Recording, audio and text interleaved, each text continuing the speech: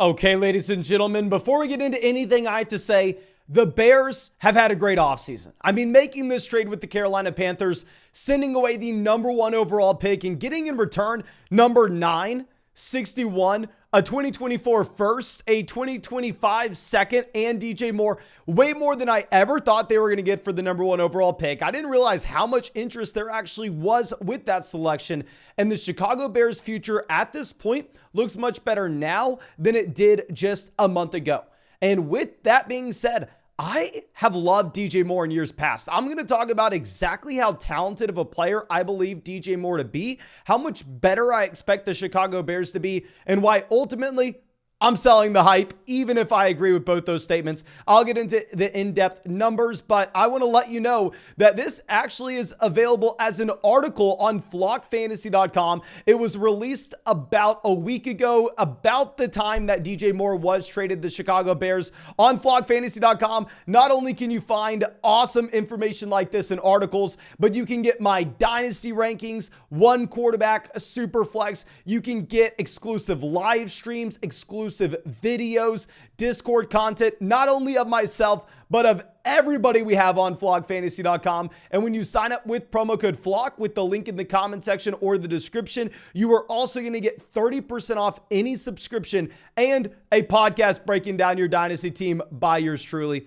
But let's go into exactly how good DJ Moore is in my mind. And I do want to admit, I actually got to see DJ Moore play in college. He put a beat down on the University of Texas where I was. We got to see him, embarrass our defense. It was a game we were supposed to win easily, and we ended up losing because DJ Moore was so damn good in college. And DJ Moore as a prospect was phenomenal coming into the NFL. Like, I liked DJ Moore way back in 2018 as he came in as the wide receiver 1, wide receiver 2, depending on where you stacked him up versus Calvin Ridley in that draft class. He checked every single box that you looked for. He broke out as a freshman at Maryland. He ran a 4.42 40-yard dash. He dominated as a junior. He declared early for the NFL draft, and he was a first-round draft pick. DJ Moore literally checked every single box that we were looking for. DJ Moore gets to the NFL, and then DJ Moore is phenomenal. I mean, DJ Moore was so damn young in 2018. He was the youngest wide receiver in that draft class. He gets to the NFL and is productive immediately. If we look back since the year 2000 on RotoViz, we will see that wide receivers in either their age 21 or 22-year-old season to have 5.8 receptions per game, 78 receiving yards per game. Here's the list. Josh Gordon, pretty damn good. In my mind, if he had no off-the-field concerns, would have been a Hall of Fame level wide receiver. I'm confident in saying that. Odell Beckham Jr., one of the best rookie wide receiver seasons of all time. Odell posted multiple wide receiver 1 finishes in fantasy. Justin Jefferson, I don't need to justify how good Jefferson is. Larry Fitzgerald, I don't think we need to justify how good Larry Fitzgerald is. Jamar Chase, I don't think we need to justify how good Jamar Chase is. We have Juju Smith-Schuster and Hakeem Nicks to pair alongside DJ Moore. So DJ Moore not only was an elite level prospect, not only dominated early on in his NFL career, but at the same time did so while playing in one of the worst offenses in the NFL during this stretch. If we are going through and looking at DJ Moore's history as a Carolina Panther, he has had some of the worst quarterback play in the entire NFL. He has been in horrendous offenses. If we go back since 2018, the passing yards per game for the Carolina Panthers while DJ Moore was there, 254, 258, 258, 210, and 190 this past season. This has been an average for DJ Moore throughout his entire NFL career as a Carolina Panther at 234 passing yards per game, which is pitiful. So I want to admit I am on the same page with you up until this point. I believe DJ Moore has always been a phenomenal talent at the wide receiver position, stuck in a horrendous offense.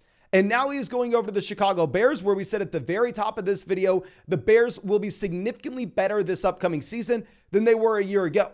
Now, while I have that statement, I want to dive into the actual numbers Because I think everybody here agrees that Chicago will be much better this upcoming season than they were last year. But let's talk about how much better will they really be? Because Chicago was not just a bad passing offense this past year. There's a reason they earned the number 1 overall pick in the NFL draft, and that is they had the worst passing offense that we've seen in modern NFL history. The last time we saw an offense as poor as Chicago in terms of a passing yards per game standpoint was 2009, nearly 15 years ago. And back then, the NFL was a completely different game than it is today. That is how bad this passing offense was last year. They averaged 152 passing yards per game and 1.1 passing touchdowns per game. 152 passing yards per game is significantly worse than any offense DJ Moore has ever played in. Way worse, even though DJ Moore has been in very bad offenses up until this point. Now, it's not fair to assume that this is going to be how bad the offense will be this upcoming season. Justin Fields was put in a position to fail. They had no offensive line, they had subpar running back play, and no weapons for him to throw to at either wide receiver or tight end. So Justin Fields and the Chicago Bears overall offense will be dramatically better this next season than they were last year. And I'm willing to go out on a limb. I'm willing to put a number out there saying exactly how much better they will be, exactly how much they will improve. And this is, in my mind, a very aggressive mark. We are going to assume that they improve by 30% as a passing offense. 30%. That's a lot, okay? I feel like we are being generous there, and I will be the first person to admit they probably will improve this much. Hell, like I said, Justin Fields was put in a horrible situation last offseason, so we are going to assume that they are much better with the additional pieces they were able to add in during free agency, as well as all the draft capital that they have. Now, keep in mind, a lot of this draft capital will be for 2024, 2025. A lot of this value is not going to be added on this upcoming season. So yeah, the Bears not only may improve by 30% this upcoming year, but they may continue to improve in 2024. They may continue to improve in 2025. That's always a possibility. But if we sit here and assume that the Chicago Bears passing offense will improve by a whopping 30% this upcoming season, they will go from being the worst passing offense in NFL history to still a very bad passing offense. They will be going from a Justin Fields passing yards per game of 149.5 to 194 passing yards per game. An incredible improvement. And if we go through and assume, you know what? Everything we've ever thought about DJ Moore is true. DJ Moore is a truly elite level wide receiver, and he is going to have one of the craziest market share numbers in the entire NFL. We are going to assume, hell, he's the best wide receiver in the NFL. He's going to command 30% of the Chicago Bears passing yards on a per game basis. Those are numbers you see in college. And we're going to project that DJ Moore is able to do that year one in Chicago and cement himself as one of the most talented wide receivers in the entire NFL from a market share perspective. So we are having two main assumptions. The Chicago Bears are one of, if not the most improved passing offense that we've seen in a very long time. And DJ Moore is one of, if not the best wide receivers in the NFL. And if we assume that DJ Moore takes 30% of a vastly improved Chicago Bears passing offense of 194 passing yards per game, that will give DJ Moore 58 receiving yards per game. So under those two assumptions, if both things happen, if the Bears get way better and DJ Moore is truly an elite talent, DJ Moore at that point would have ranked 30th in the NFL from a receiving yards per game perspective last year. He would have been tied with Dallas Goedert. He would have been behind Brandon Ayuk.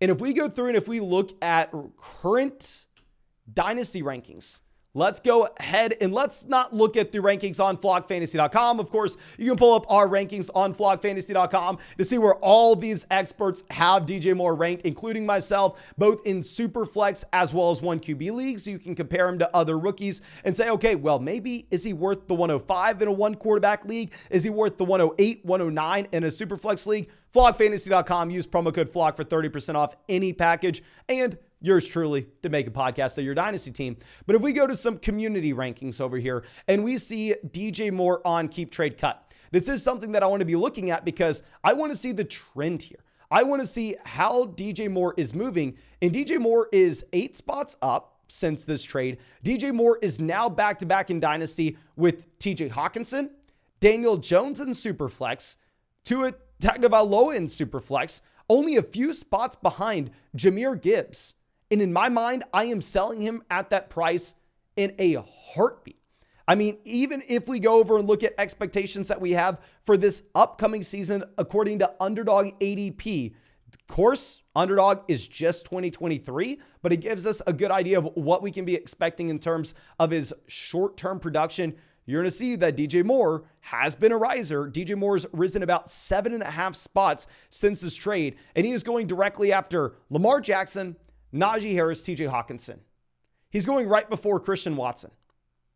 If you could take DJ Moore and sell him for Christian Watson, please do it in a heartbeat. If we are going to be looking at rookies we should trade DJ Moore for, here are rookies I would rather have over Moore in Dynasty.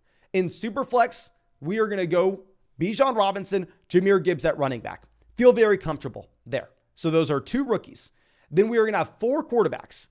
Give me Young, Stroud, Richardson, Levis, whatever order you want. I want all of them over DJ Moore. So we are at 6 total players. At wide receiver, I want Jackson Smith-Njigba over him, and I definitely want Quentin Johnston over him. So we are at 8 players minimum. And then we get into the range of Jordan Addison, Zach Charbonnet, and I'm going to be honest with you, I'd probably rather have Jordan Addison. So if I were to trade DJ Moore in a Superflex league, if I could get a top 9 pick for DJ Moore, if I could go trade him for the 109, sign me up for it. I'm doing it, and you probably can get that deal done. Now, going over to a 1 quarterback format, obviously it's going to be much more difficult. Those quarterbacks aren't going to be pushing other values down the board. So we are back to, we'd rather have Bijan, Gibbs at running back, and at wide receiver, we are going to be looking at JSN, Johnston, and probably Addison. So we would need a top 5 pick in a 1 quarterback dynasty league to be moving off of DJ Moore. But in Superflex, I would take that top 9 pick, like we said. And honestly, you may assume that we get 1 player that initially projects to be in round 2 of rookie drafts, going to a phenomenal landing spot and pushing down a player that we actually like a little later on. So maybe even in Superflex, you'd be willing to take the 110 for DJ Moore.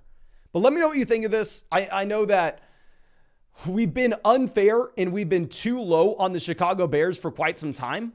But I think projecting 30% improvement in that offense is very aggressive.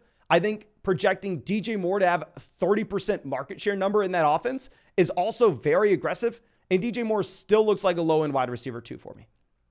But thank you again.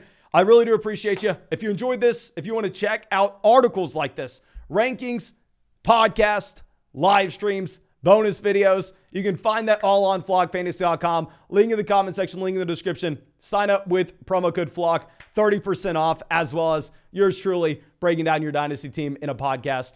But I think that's all I got for you. Thank you again for being a member of the Flock. Thank you for supporting the channel, and hope we get to see you with the video tomorrow.